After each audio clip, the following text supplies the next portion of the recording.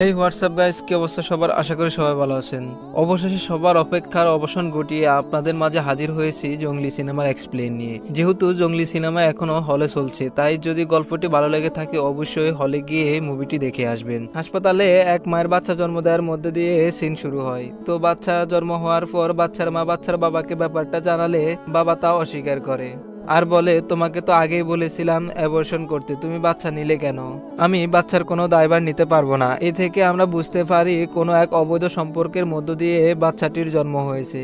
যাই হোক, বাচ্চার বাবা যেহেতু দায়িত্ব নিতে চাচ্ছে না, তাই বাচ্চার মা বাচ্চাকে একটি ময়লার স্তূপে ফেলে পালিয়ে যেতে থাকে। তখন এক ডাক্তারের সম্মুখীন হয়। সেই ডাক্তারই কিনা তার ডেলিভারি করিয়েছে। তাই জিজ্ঞেস করে, বাচ্চা কোথায়? মা কোনো উত্তর দেওয়ার আগে সেখান থেকে বাচ্চার কান্নার আওয়াজ পায় ডাক্তার। তারপর দেখে বাচ্চাটি ময়লার স্তূপের মধ্যে শুয়ে আছে। তো বাচ্চাকে তুলে নিয়ে ওই ডাক্তার এক বাচ্চার গল্প শোনাতে থাকে তার মাকে। আর বাচ্চার গল্পে যাওয়ার আগে আপনাদের পরিচয় করিয়ে দিই জঙ্গলি সিনেমার নায়ক সিয়াম আহমেদকে। মুভিতে যার নাম জনি। জনি হচ্ছে এই গল্পের মূল চরিত্র এবং যে বাচ্চার গল্প শোনানো হবে তাকে নিয়ে থাকবে জঙ্গলি সিনেমা। তো এরপর আমরা জনিকে এন্ট্রি নিতে দেখি এক ভার্সিটিতে। এরপর তার গার্লফ্রেন্ড নূপুরকে উত্তপ্ত করার জন্য কয়েকজন গুন্ডাকে সে মারে। তখন জনির বাবা এসে জনিকে থামায়। জনির বাবা আবার এই ভার্সিটির শিক্ষক। তো বাসায় এসেও জনির এমন কর্মকাণ্ডে জনির বাবা তাকে শাসায়, আরো বলে, তোর জন্যই আজ তোর মা বেঁচে নেই। তখন জনিও বিভিন্ন কথা শোনায় বাবাকে। প্রথমে বলে, আমার মা অ্যাক্সিডেন্টে মারা গেছে আর সেটার দায় সারা জীবন আপনি আমাকে দিয়ে যাচ্ছেন। ছোটবেলায় হতে চেয়েছিলাম ক্রিকেটার, তাও তুমি হতে দাওনি। সবসময় তোমার আদর থেকে বঞ্চিত করেছো আমাকে। তোমার মতো বাবা যেন এই পৃথিবীতে আর কারো না হয়। পরের দিন ভার্সিটিতে এসে জনি তার গার্লফ্রেন্ড নূপুরকে তার বাবার সম্পর্কে এই কষ্টের কথাগুলো বলে। তখন নূপুর সান্ত্বনা দেয়। এরপর জনি নূপুরকে বাসায় নামিয়ে দেয়। জনিও তার বাড়ি চলে আসে। বাড়ি এসে জনি নূপুরকে ফোন দিলে নূপুরকে ফোনে পায় না। এর মধ্য দিয়ে কয়েকদিন কেটে যায়। তো নূপুরের বিয়ে বাড়িতে চলে আসে জনি। এরপর নূপুরের সাথে ক্রিয়েট করতে থাকলে নূপুর একটা চড় মারে আর জানায়, কিছু ছিল না আমাদের মাঝে, আমরা শুধুই বন্ধু ছিলাম। কথাগুলো শুনে রেগে গিয়ে নূপুরকে জোর করে নিয়ে যেতে থাকলে একজন বাধা দেয় জনিকে। রাগে জনি তাকে মারে। এরপর বিয়ে বাড়ির সবার হাতে মার খায় জনি। এক পর্যায়ে বিয়ে বাড়িতে মারামারি করার দায়ে পুলিশ এসে তাকে ধরে নিয়ে যায়। থানাতে জনিকে তার বাবার সাথে কথা বলার জন্য জোরাজুরি করলে জনি তার বাবার নাম্বার বলে পুলিশকে। এরপর জনির বাবার নাম্বার বললে পুলিশ চমকে যায়, কারণ তার ফোনে জনির বাবার নাম্বার সেভ করা। তখন পুলিশ জানতে পারে জনি সুনামধন্য প্রফেসরের ছেলে। এরপর জনি ফোনে তার বাবাকে নূপুরের কথা জানালে কি আর বিয়ে ভেঙে দেবে। উল্টো পুলিশকে জানায়, আমি জনি নামের কাউকে চিনি না। আর জনিকে বলে দেয় সে যেন আর কখনো তার বাবাকে ফোন না করে বা তার সাথে যোগাযোগ না করে। এমন কথা শুনে খুব কষ্ট পায় জনি। তাই বাড়িতে এসে মায়ের ছবি নিয়ে অচিন পথে পাড়ি জমায়। তখন ডাক্তার জানায়, নষ্ট হতো যদি জনির জীবনে ফাঁকি না আসতো। সে সময় দেখানো হয় ফাঁকিকে নিয়ে জঙ্গলির সিনেমা, যার কথা আমরা প্রথম দিক থেকেই বলেছি। তো সেই ফাঁকি যার বাবা মা কেউ তাকে নিতে চায় না, তাই আদালতে আসে। ফাঁকিকে নিয়ে তার বাবা মায়ের মধ্যে দ্বন্দ্বে লিপ্ত হয়। তখন আদালত থেকে ভুল পথে অন্য গন্তব্যে চলে যায় ফাঁকি। এক সময় ঘটনাক্রমে ফাঁকি চলে আসে জনির কাছে। তখন জনিকে আমরা দেখতে পাই এক ভিন্ন রূপে। মুখে অনেক বড় বড় দাড়ি আর চুলও অনেক বড় বড়, পুরাই নেশাখোর হয়ে গেছে। তো একদিন জনি বাচ্চা মেয়েকে তার কাছে দেখে অবাক হয়। তখন নাম জিজ্ঞেস করলে ফাঁকি একটা ছবি আঁকে, একে তার নাম প্রকাশ করে। বাবার নাম জিজ্ঞেস করলে বাবার ছবি আঁকে ফাঁকি। তা দেখে জনি রাগ করে উঠে যায় আর ফাঁকিকে বের করে দেয়। এই সিনগুলো বেশ উপভোগ করার মতো ছিল। যা দেখতে হলে হলে আপনাকে অ্যাকচুয়াল সিনেমাটি দেখতে হবে। আমরা পরের দিনের সিন দেখতে পাই। জনি কাজে গেলে আমরা দেখতে পাই এক গ্যারেজে কাজ করে জনি। রাতে বাসায় ফিরলে বারবার সে ফাঁকির কথা শুনতে পাই। তখন ভেবে নেয় বেশি মদ পান করাতে উল্টা পাল্টা শুনছে। সকালে উঠে দেখে তার কলা অন্য কেউ খেয়ে ফেলেছে। এরপর ঘরের এক কোনায় সে ফাঁকিকে অনুভব করে। তখন ফাঁকির কান ধরে আবার বের করে দেয় জনি। এরপর ফাঁকি তার মোটরসাইকেল ফেলে দিলে জনি রেগে যায়, এসে ফাঁকির গলা চেপে ধরে। এক সময় ফাঁকির অবস্থা খারাপ হয়ে গেলে জনি গলা থেকে হাত ছাড়ায়। এরপর বাচ্চাটি বাড়িতে আসায় এলাকার লোকজন সেটা নিয়ে মস্করা করে। জনিও তাদের সঠিক জবাব দেয় ভিন্নভাবে। রাতে জনি বিরিয়ানি খেতে থাকলে বাচ্চা মেয়েটি জনির কাছে এসে বসে, জঙ্গলির মতো করে খাচ্ছে। জনি একটু খাবার রেখে হাত ধুতে গেলে সেগুলো ফাঁকি খেয়ে শুয়ে পড়ে জনির বিছানায়। জনি বিছানা ছেড়ে নিচে শুয়ে পড়ে। পরের দিন সকালে জনি ফাঁসির বাড়ির সামনে ময়লা ফেললে সেখান থেকে জনির কাছে আসে ওই ডাক্তার, যে ডাক্তারের মাধ্যমে আমরা এই গল্প শুনছি। এই ডাক্তারের নাম তিথি। তো ময়লা ফেলা নিয়ে জনি আর তিথির মধ্যে তুমুল ঝগড়া চলছে। পরের দিন জনিকে ফাঁকি জঙ্গলি বলে ডাকে। তার লুক আর অঙ্গভঙ্গির জন্য ফাঁকি যেহেতু জনিকে জঙ্গলি বলে ডাকছে, তাই আমরা এখন থেকে জঙ্গলি বলেই ডাকবো। এরপর আমরা জনিকে তার মায়ের জন্মদিন পালন করতে দেখি। জনিকে ফাঁকি অনেক কথা জিজ্ঞেস করে। তখন সেখানে দুজনের মধ্যে অনেক ইমোশনাল কথা চলে বাবা মাকে নিয়ে। জঙ্গলি বলে বাবা মনে করে আমার জন্যই মা মারা গেছে, কিন্তু এটা ছিল অ্যাক্সিডেন্ট। আমি আমার মায়ের আদর ছোটবেলা থেকে পাইনি। ফাঁকি জানায় আমার বাবা মা থেকেও নেই, দুজনের কেউ আমাকে চায় না। এরপর ফাঁকি জনির মায়ের ছবি মুছতে গেলে তা পড়ে গিয়ে ভেঙে যায়, যা দেখে জনি প্রচুর রেগে যায়। রেগে গিয়ে জনি ফাঁকিকে দূরে রেখে আসে। এরপর গ্যারেজে এসেও জনি রাগ দেখায়, তাই গ্যারেজের মালিক তাকে গ্যারেজ থেকে বের করে দেয়। তো রাতে জনি স্বপ্নে ফাঁকিকে অ্যাক্সিডেন্ট করতে দেখে। এর মধ্যে ঝড় বৃষ্টি শুরু হয়।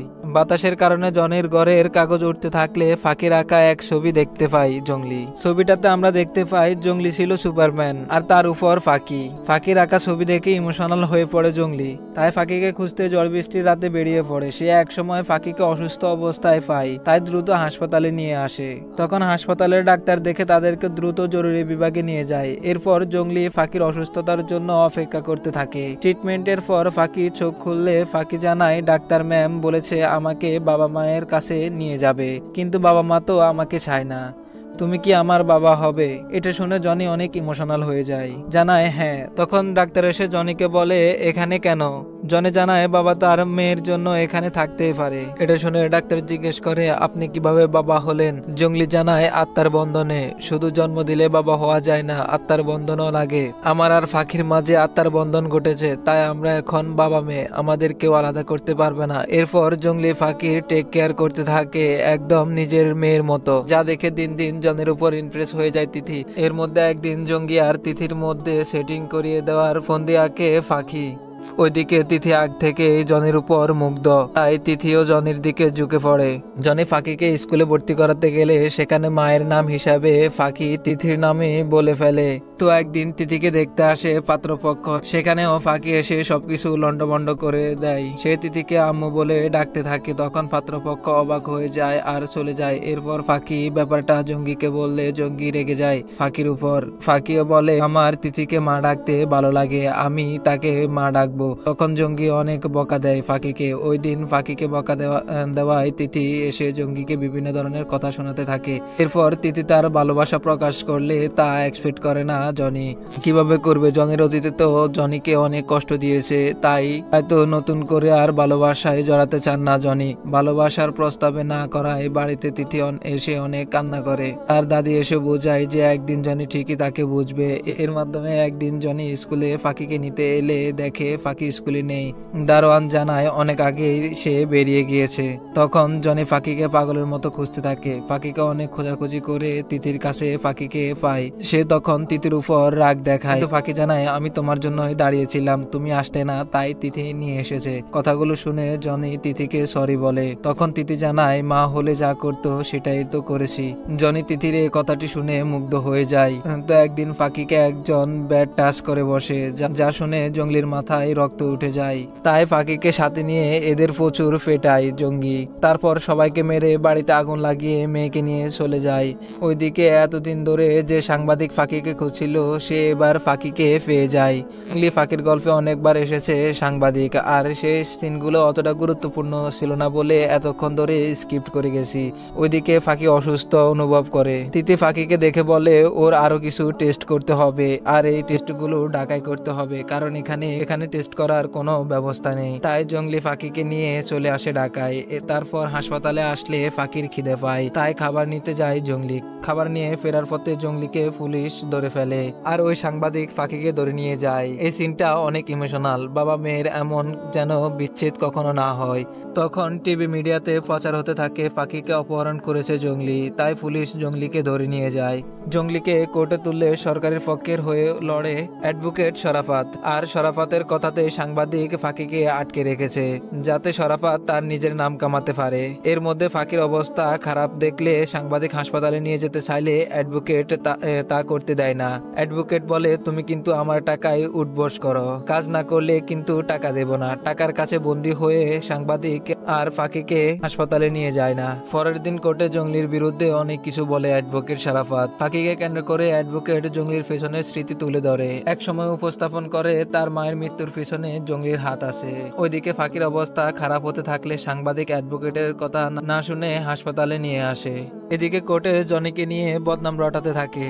সে যাদেরকে মেরেছিল ফাঁকিকে ব্যাড টাচ করার জন্য, তারা বলে ফাঁকিকে জঙ্গলি রুমের মধ্যে আটকে রেখে নোংরামি করত। সবকিছু মিলে অ্যাডভোকেট জনির বিরুদ্ধে অপরাধের বিশাল পাহাড় বানিয়ে ফেলে। ওদিকে ফাঁকিকে আইসিইউতে ভর্তি করা হয়। অবস্থা খারাপ হওয়ার কারণে সবকিছু খারাপ দেখলে সাংবাদিক লাইভে এসে অ্যাডভোকেট শরাফাতের কর্মকাণ্ড প্রকাশ করে দেয়। লাইভটা দ্রুত ছড়িয়ে পড়ে, যা খুব দ্রুত কোর্টেও জর্জের কাছে চলে আসে।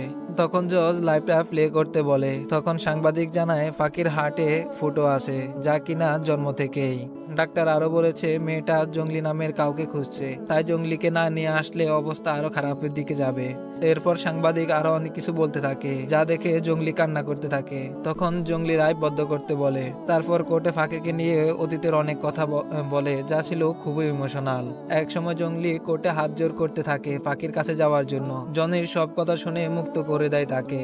তখন জনি দৌড়ে চলে আসে হাসপাতালে। এরপর ফাঁকির পাশে বসে বলতে থাকে, তোর জঙ্গলি এসেছে, চল ঘুরতে যাব। তখন জনি জনি কবিতা বলতে থাকলে ফাঁকি রেসপন্স করতে করতে মারা যায়। আর জনি এই যেন আরেকবার একা হয়ে গেল। এই বলে এখানে গল্পটি শেষ করছি। তো বন্ধুরা, যদি ভালো লেগে থাকে তাহলে চ্যানেলটি সাবস্ক্রাইব করবেন। ধন্যবাদ।